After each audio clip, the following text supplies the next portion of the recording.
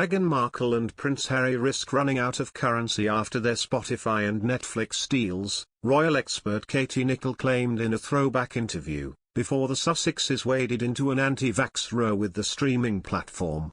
The Duke and Duchess of Sussex piled the pressure on Spotify last week for hosting disinformation on the platform via Joe Rogan's podcast. They released a statement on Sunday confirming that they had expressed concerns with Spotify bosses.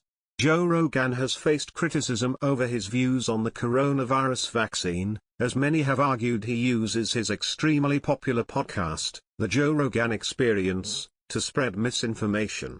Musicians Neil Young and Joni Mitchell asked to have their music removed from Spotify in response to Mr Rogan's podcast. Daniel Ek, Spotify's founder, has since promised that the streaming platform plans to introduce advisory warnings to any podcast that discusses COVID-19. Likewise, Mr Rogan has apologized to the company and promised he would try harder to get people with differing opinions on his show, which averages around 11 million listeners per episode.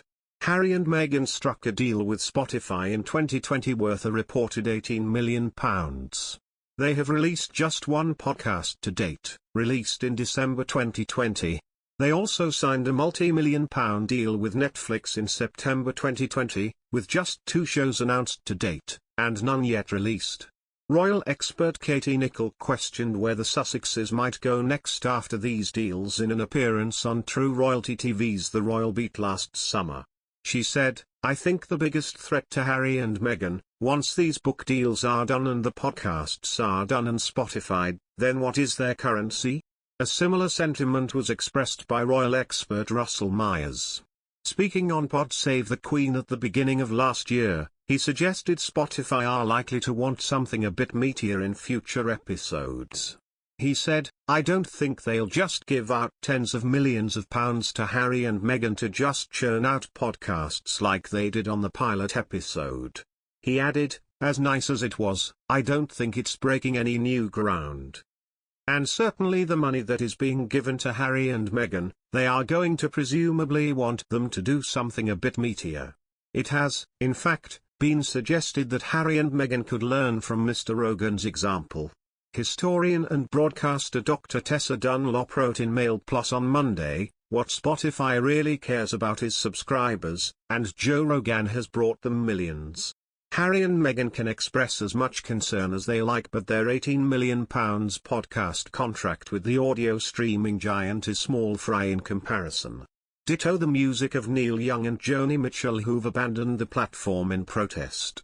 Mr Rogan's podcast includes a wide array of guests, with many episodes lasting more than 3 hours. Recent guests have included Snoop Dogg, Mike Tyson and controversial anti-vaxxer Dr. Robert Malone. Dr. Dunlop wrote, "People like Mr Rogan have the real power in a new media landscape." She said, "Quite where Harry and Meghan sit in this edgy new world is a puzzle.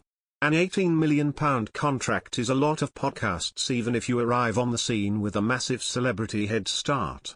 They promised shows that would inspire, challenge and educate, but so far have produced almost nothing. How they proceed from here is a conundrum." She added, "If Harry and Meghan want to control their new space and really have a voice, they need to start putting the hours in. If nothing else, Joe Rogan's story is a timely reminder of the old idiom, luck is great, but most of life is hard work." Interest in the Sussexes ultimately remains especially high. Google data showed searches for Meghan and Harry podcast skyrocketed by 248% in the wake of their statement. Spotify is currently hiring producers through its podcast arm, Gimlet, to work with Archie Audio.